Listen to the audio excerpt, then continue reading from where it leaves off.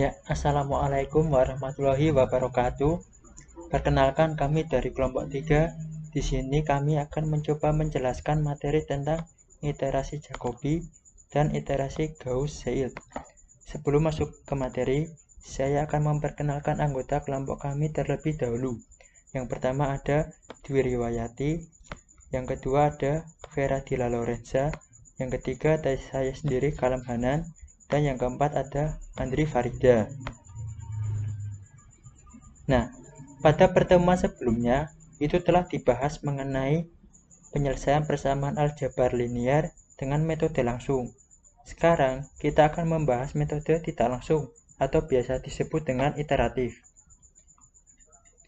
Nah, metode iteratif ini jarang digunakan untuk menyelesaikan sistem persamaan linear atau SPL yang berukuran kecil. Hal ini dikarenakan metode perhitungan langsung lebih efisien daripada metode iteratif untuk menghitung SPL yang berukuran kecil. Nah, akan tetapi untuk SPL yang berukuran besar, metode iteratif ini lebih efisien daripada metode langsung dalam hal waktu komputasi. Nah, lalu komputasi itu apa? Komputasi adalah cara untuk menemukan pemecahan masalah dari data input dengan menggunakan suatu algoritma. Nah, syarat utama untuk melakukan metode iteratif adalah matriks dari koefisien-koefisien SPL itu bersifat dominan diagonal. Nah, apa itu dominan diagonal? Dominan diagonal yaitu koefisien diagonal harus lebih besar dari jumlah semua koefisien pada baris itu, dan minimal satu baris harus memiliki diagonal yang lebih besar dari jumlah koefisien pada baris itu. Nah, saya mengambil contoh ini ada SPL seperti ini ya. Bentar, nah ini saya kotaki terlebih dahulu. Nah, jika kita membuat matriks koefisiennya itu bisa dilihat seperti ini. Nah, pada baris pertama itu ada 2, 3, dan min 1. Nah, koefisien yang masuk pada diagonal itu 2. Sedangkan koefisien lainnya itu ada 3 dan min 1. 3 dikurangi min 1 itu hasilnya 2. Nah, sedangkan 2 itu berarti sama dengan 2. Tidak 2 lebih dari 2 atau 2 kurang dari 2. Nah, karena seperti ini berarti baris pertama belum memenuhi syarat. Lalu baris kedua ada 8, min 2, dan min 3. Koefisien yang masuk pada diagonal ada min 2. Nah, koefisien lainnya itu ada 8 dikurangi min 3, min 5. Nah, sedangkan mutlak min 2 itu kurang dari mutlak 5. Nah, ini juga tidak memenuhi karena itu min 2-nya lebih kecil daripada 5. Nah, untuk baris ketiga ada koefisien yang masuk diagonal ada angka 7. Sedangkan koefisien lainnya ada 5 dan min 2. Nah, 5 min 2 itu hasilnya 3. Nah, mutlak 7 itu lebih besar daripada 3. Nah, ini memenuhi ini. Baris yang ketiga ini memenuhi. Nah, lalu bagaimana caranya jika kita menemui permasalahan seperti ini? Nah, kita dapat mengubah posisi baris pada sistem persamaan linear ini. Nah, seperti di bawah ini. Saya kotaki lagi ini. Nah, kita ubah posisinya. Kita mengubah posisi atau menukar posisi antara R1 dengan R2. Yang semula R2 menjadi R1 dan yang semula R1 menjadi R2. Nah, bisa dilihat seperti ini ya teman-teman. Nah, lalu kita mencoba membuktikan matriks koefisiennya apakah dominan diagonal atau tidak. Nah, pada baris pertama ada angka 8. Sedangkan baris lainnya ada min 2, min 3. Min 2, min 3 itu hasilnya min 5. Nah, mutlak 8 itu lebih besar daripada min 5. Nah, ini berarti baris pertama telah memenuhi. Lalu, baris kedua, ya, koefisien yang masuk pada diagonal adalah 3. Sedangkan koefisien lainnya ada 2, min 1. Itu 2 dikurangi 1, 1. Nah, mutlak 3 itu lebih besar daripada 1. Nah, ini kedua ini juga memenuhi. Lalu baris ketiga, koefisien yang masuk pada diagonal adalah angka 7. Sedangkan koefisien lainnya ada 5 dan min 2. Nah, mutlak 7 itu lebih besar daripada mutlak 3. Nah, ini juga benar. Nah, karena sudah benar ini, kita dapat melakukan metode iteratif, baik iterasi Jacobi maupun iterasi Gauss-Seidel, seperti itu. Nah, kita masuk yang pertama, ada iterasi Jacobi. Iterasi Jacobi merupakan salah satu metode penyelesaian sistem persamaan linear berdimensi banyak. Nah, bisa dilihat ya, bentuk persamaannya seperti ini. Nah, saya kotaki terlebih dahulu. Nah, ini bisa baca catatan terlebih dahulu. Inti dari konsep iterasi Jacobi adalah mengubah persamaan awal hingga variabel dari X1 sampai Xn itu berada di sisi kiri persamaan. Nah, misal baris pertama saya mengambil variabel X1. Nah, nanti persamaannya menjadi X1 sama dengan. Lalu baris kedua saya mengambil variabel X2. Nanti persamaannya menjadi X2 sama dengan. Nah, baris ketiga saya mengambil X3. Nanti persamaannya menjadi X3 sama dengan. Begitu juga sampai baris ke N. Nanti persamaannya menjadi seperti ini. Nah, itu konsep dari iterasi Jacobi. Nah, selanjutnya adalah langkah-langkah iterasi Jacobi. Yang pertama adalah tetapkan nilai awal untuk masing-masing nilai X1, X2, X3 hingga Xn yang terletak di sebelah kanan persamaan dengan notasi seperti ini ya. Ini maksudnya iterasi ke 0. Setelah itu dilanjutkan iterasi sehingga diperoleh dengan nilai iterasi yang pertama. Nah, bisa dilihat seperti ini ya. Nanti kalian akan lebih mudah memahaminya pada contoh soal yang akan kita bahas nanti. Nah, lalu langkah yang kedua, menghitung error pada iterasi yang pertama. Ini lambangnya seperti ini. Nah, rumusnya juga bisa dilihat. Hasil iterasi yang sekarang itu dikurangi hasil iterasi sebelumnya dibagi hasil iterasi yang sekarang. Juga bisa dikali dengan 100% ya jika ingin menggunakan persentase. Lalu yang ketiga, jika nilai error pada iterasi pertama itu lebih kecil atau sama dengan epsilon, maka iterasi berhenti. Dengan nilai iterasi pertama tadi merupakan penyelesaian persamaan. Nah, epsilon ini juga kita yang menentukan atau sesuai dengan soal yang akan kita kerjakan. Nah, sedangkan jika nilai error pada iterasi pertama ini lebih besar daripada epsilon, maka iterasi berlanjut ke iterasi kedua dengan menghitung nilai iterasi yang kedua. Lalu langkah yang keempat, jika iterasi kedua belum memenuhi nilai error pada iterasi kedua ini lebih kecil atau sama dengan epsilon, maka iterasi berlanjut hingga didapatkan nilai error lebih kecil atau sama dengan epsilon. Ingat, ini belum memenuhi ya. Ya, belum memenuhi nilai error yang lebih kecil atau sama dengan epsilon. Nah, catatan, sebelum melakukan langkah-langkah tersebut, pastikan syarat melakukan iterasi Jacobi itu terpenuhi. Jadi syarat utamanya adalah dominan diagonal, seperti itu. Nah, ini kita masuk ke contoh soal.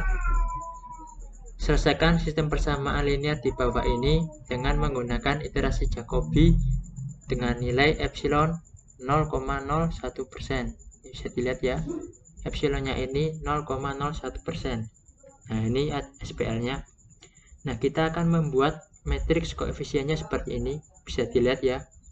Nah, pada baris pertama, koefisien yang masuk pada diagonal adalah angka 3. Nah, 3 ini itu mutlak 3 itu lebih besar daripada mutlak 1 dikurangi 1. Nah, baris pertama sudah memenuhi. Lalu yang baris kedua, koefisien yang masuk pada diagonal adalah 7.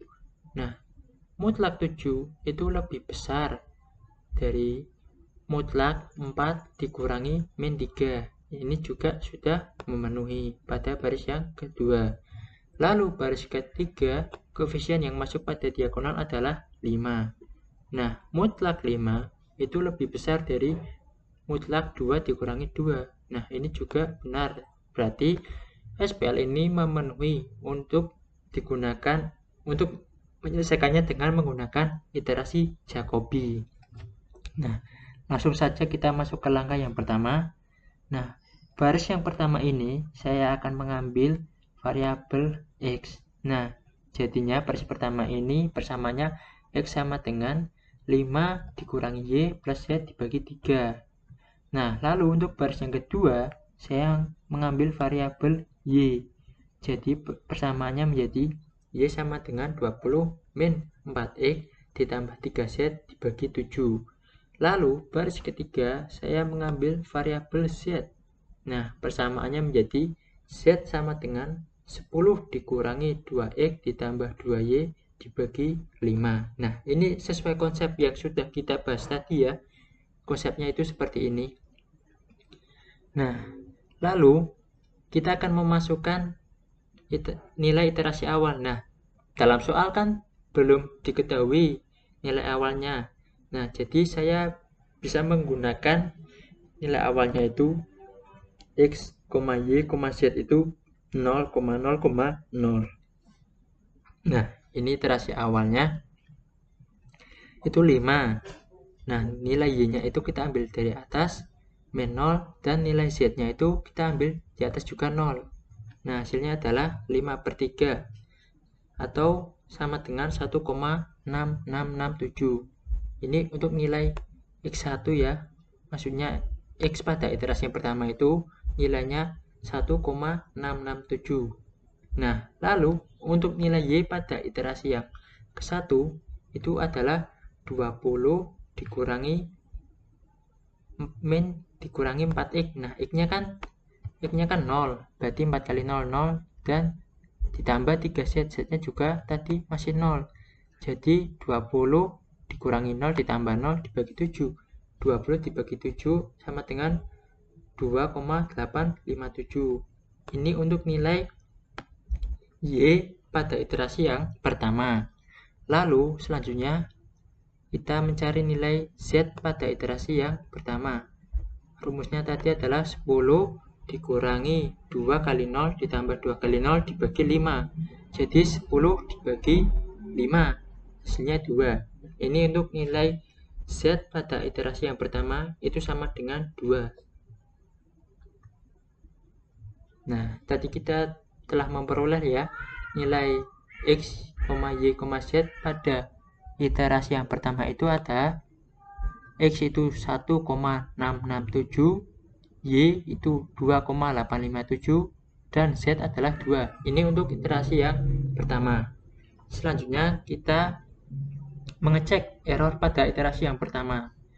Nah, untuk nilai X, error pada X-nya itu rumusnya adalah 1, nilai mutlak 1,6667 dikurangi, sebelumnya kan nilai X-nya itu 0 pada nilai awalnya tadi itu sih.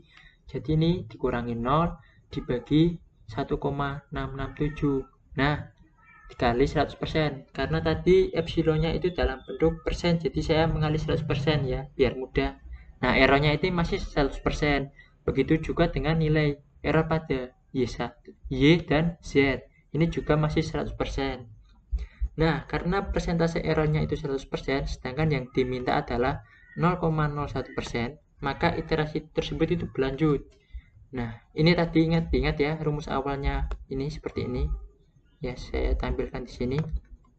Nah, lalu kita melanjutkan ke iterasi yang kedua. Nah, iterasi kedua itu kita menggunakan nilai pada iterasi yang pertama. Caranya juga seperti tadi. Nah, ini rumusnya untuk mencari nilai X pada iterasi yang kedua.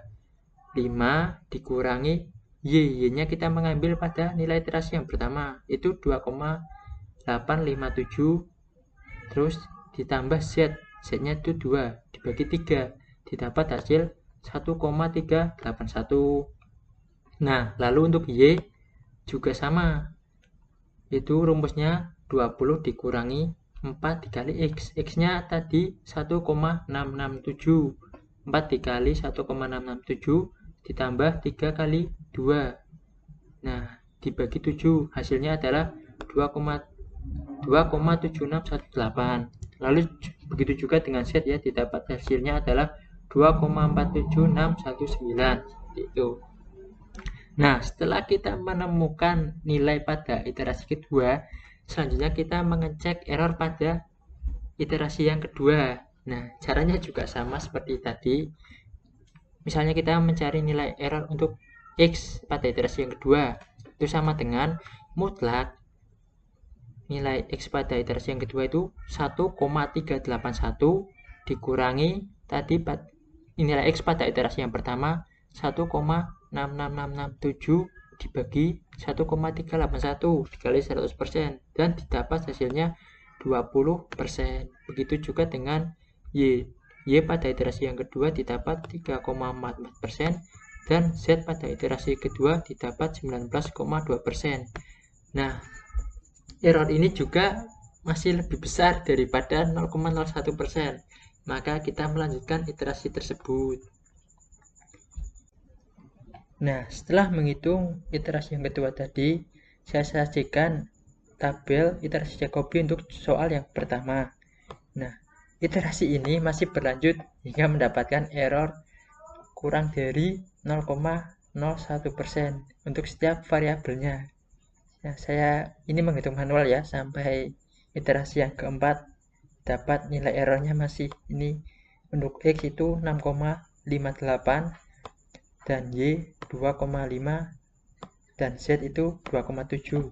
Ini dalam bentuk persen ya. Nah, tapi tenang, kita dapat menggunakan Microsoft Excel untuk menghitung iterasi ini.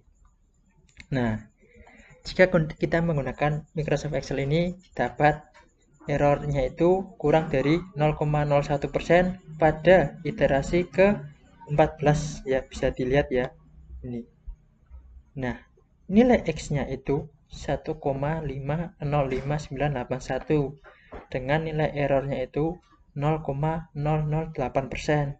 Sedangkan untuk nilai Y-nya itu 3,132466 dengan nilai error pada Y-nya itu 0,0049 sekian persen. Sedangkan untuk nilai Z-nya itu 2,650605 dengan nilai errornya 0,00151714 sekian persen. Ya, bisa dilihat ya. Itu pada contoh soal yang pertama. Nah, lalu kita masuk materi baru tentang Gauss-Seidel. Nah, iterasi Gauss-Seidel ini merupakan perbaikan dari iterasi Jacobi. Bentuk persamaan dan syarat pun sama. Ini persamaannya ya, bisa dilihat, dan ini seperti tadi konsepnya seperti Gauss-Jacobi, dan ini konsepnya juga sama seperti Gauss-Jacobi, bisa dilihat ya. Nah, ini ada catatan lagi, inti dari konsep iterasi Gauss-Seidel itu sama dengan konsep iterasi Jacobi, hanya saja memiliki perbedaan pada proses iterasinya. Ya, nanti kita lihat ya. Ya, materi selanjutnya adalah iterasi Gauss-Seidel. Nah, iterasi Gauss-Seidel merupakan perbaikan dari iterasi Jacobi. Bentuk persamaan dan syaratnya pun sama. Bisa dilihat ya, ini bentuk persamaannya sama seperti Gauss-Jacobi, dan ini konsep iterasinya juga sama seperti tadi. Nah, lalu yang membedakan itu hanya pada proses iterasinya saja. Nanti jika kalian sudah memasuki contoh soal, nanti kalian juga akan paham. Nah, ini ada langkah-langkahnya untuk melakukan iterasi Gauss-Seidel. Yang pertama itu juga sama, tetapkan nilai awal untuk masing-masing nilai X1 atau ini masing-masing variabel yang terletak di sebelah kanan persamaan dengan notasi iterasi ke-0.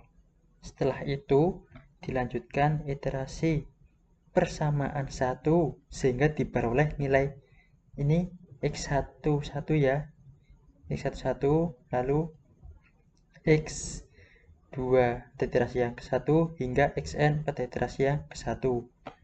Nah, lalu ini bedanya. Masukkan nilai x1 iterasi 1 itu ke persamaan 2 sehingga kita memperoleh nilai x2 pada iterasi yang ke-1.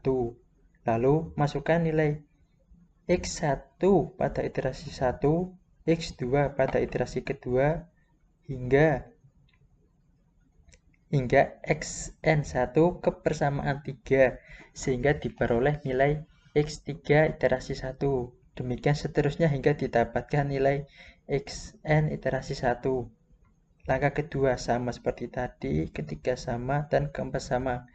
Menurut saya tidak masalah dan tidak perlu saya ulangi ya. Kita lanjut. Nah, ini contoh soal Gauss-Seidel. Ini soalnya sama seperti tadi, hanya saja menggunakan iterasi Gauss-Seidel dengan nilai epsilonnya ini 0,01% ya. Bisa dilihat, ini langkah awalnya, ini dominan diagonal, menurut saya sudah paham ya dan tidak masalah. Lalu ini konsepnya, ini juga menurut saya tidak masalah. Nah, ini pada melakukan proses iterasinya, bedanya hanya di sini. Nah, iterasi awalnya nilai x, y, dan z ditransferkan tidak ada. Seperti tadi, saya menggunakan 0,0,0. Nah, kita mencari nilai x1, mencari nilai x pada iterasi yang pertama terlebih dahulu. Kita masukkan ke dalam rumusnya seperti tadi, 5 dikurangi y-nya kan 0, z-nya juga 0. 5 kurangi 0 plus 0 per 3, hasilnya sama 1,667. Nah, nilai x ini kita masukkan ke dalam persamaan kedua yang y.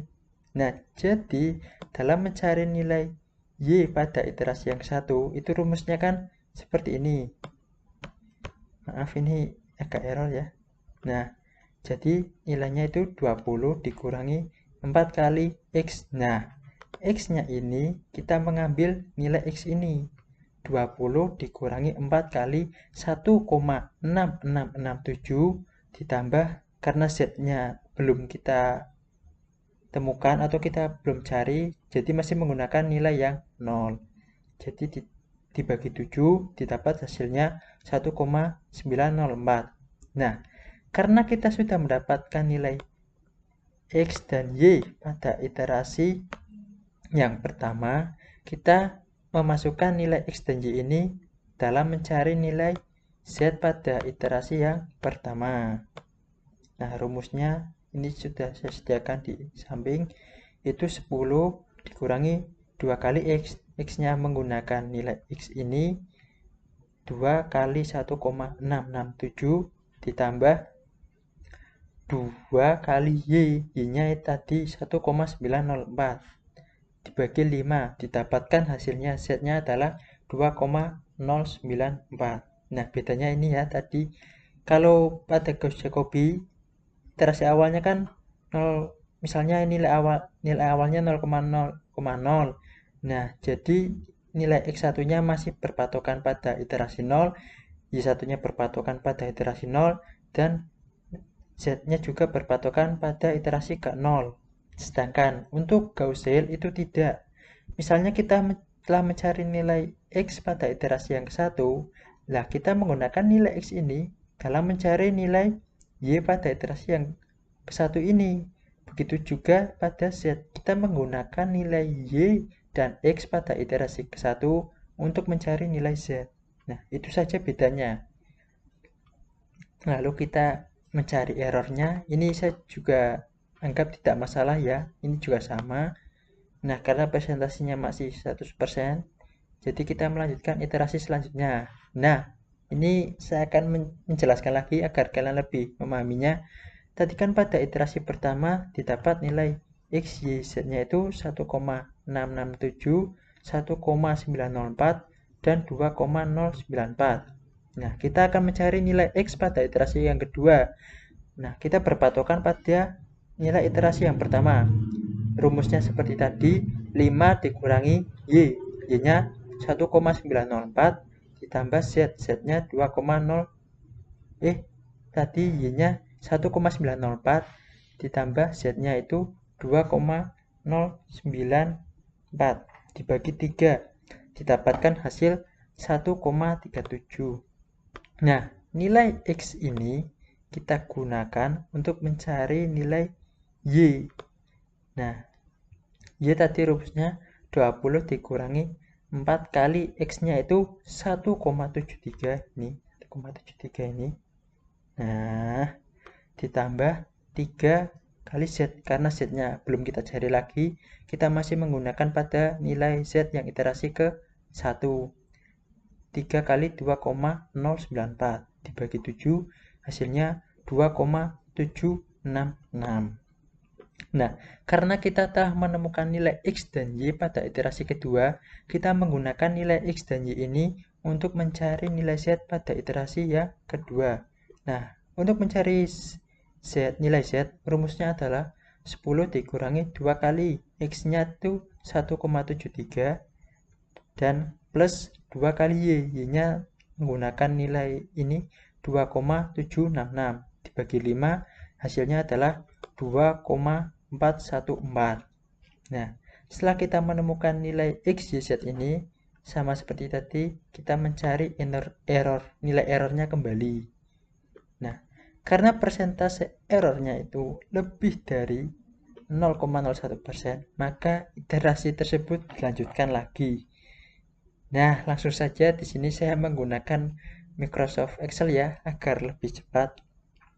Pada iterasi ke-9 ini, didapat nilai X-nya itu 1,50609 dengan persentase error itu 0,009.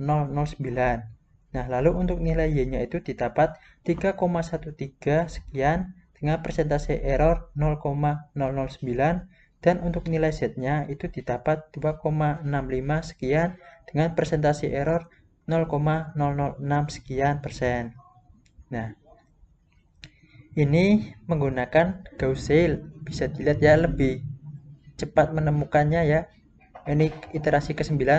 Jadi menggunakan Gauss-Jacobi kita menemukan nilainya pada iterasi ke-14.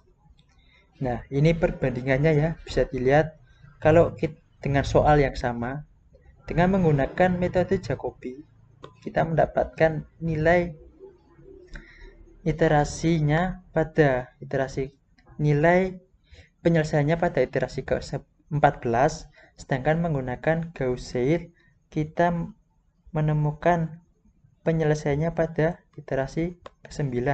Jadi mengapa iterasi Gauss-Seil itu disebut sebagai penyempurna dari iterasi Jacobi? Karena ini lebih cepat menemukan penyelesaiannya. Seperti itu. Ya, agar kalian lebih paham, saya akan melanjutkan ke soal 3. Ini SPL-nya berbeda ya. Selesaikan SPL ini dengan menggunakan iterasi Gauss-Seil dengan nilai awal X, Y, Z itu 1,2,3 dengan nilai epsilonnya itu 0,1%. Ya, ini perlu diingat ya, nilai awal dan nilai epsilonnya. Ya, persamaan satunya seperti ini. Bisa dilihat 4x min 3y plus z sama dengan 11. Persamaan 2-nya 2x plus y min 4z sama dengan min 1. Dan persamaan 3-nya adalah x plus 2y min 2z sama dengan 1. Ya, seperti tadi ya. Agar memenuhi atau dapat menggunakan iterasi Gauss-Seil, kita harus memenuhi satu syarat, yaitu dominan diagonal pada koefisien SPL-nya. Bisa dilihat ya, ini sudah memenuhi ya. Tidak usah saya jelaskan kembali. Lalu pada baris pertama ini saya mengambil variabel X. Nah, didapat persamaannya yaitu X sama dengan 11 plus 3y min z per 4. Lalu baris kedua saya mengambil variabel y. Dapat persamaannya y sama dengan 1 min x plus 2z per 2. Lalu baris ketiga saya mengambil variabel z. Didapat persamaannya z sama dengan min 1, min 2x, min y per min 4. Nah, lalu kita masuk ke proses iterasi yang pertama dengan nilai awalnya itu xy. X, y, z itu 1, 2, 3. Nah, kita mencari nilai x1 dulu. X pada iterasi pertama.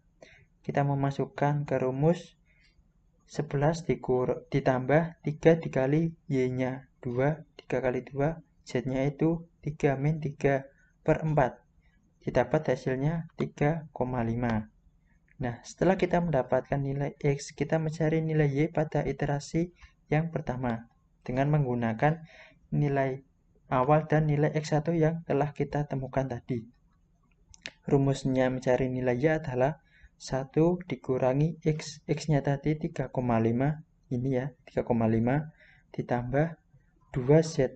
Nah, z-nya itu masih pada nilai awal, z-nya adalah 3. 2 kali 3 dibagi 2, sama dengan 1,75. Nah, setelah kita menemukan nilai x dan nilai y, selanjutnya kita akan mencari nilai z dengan menggunakan nilai x dan y serta nilai awal. Di awal tidak, ding. Kita menggunakan nilai x dan y saja. Nah, rumusnya tadi min 1 dikurangi 2 kali x-nya tadi 3,5 dikurangi y-nya 1,75 dibagi min 4. Didapat hasilnya adalah 1,4375. Ya. Setelah mencari nilai pada iterasi pertama, kita mencari nilai errornya. Ya, saya juga tidak perlu menjelaskan pada bagian ini karena kalian pasti sudah paham. Lanjut. Nah, karena ini persentasenya masih lebih dari 0,1% ya. Maaf ya, ini salah ketik, ini bukan 100% ya. Tapi ini 7,71, sekian, 14, sekian, dan 23, sekian. Nah, maka iterasi ini tetap dilanjutkan seperti itu. Maaf, ini salah ketik ya. Nanti saya perbaiki lagi. Nah, dari iterasi kedua, caranya juga sama seperti tadi. Tidak perlu saya jelaskan lagi ya, agar mempersingkat waktu karena waktunya terbatas. Ya, didapat ini nilai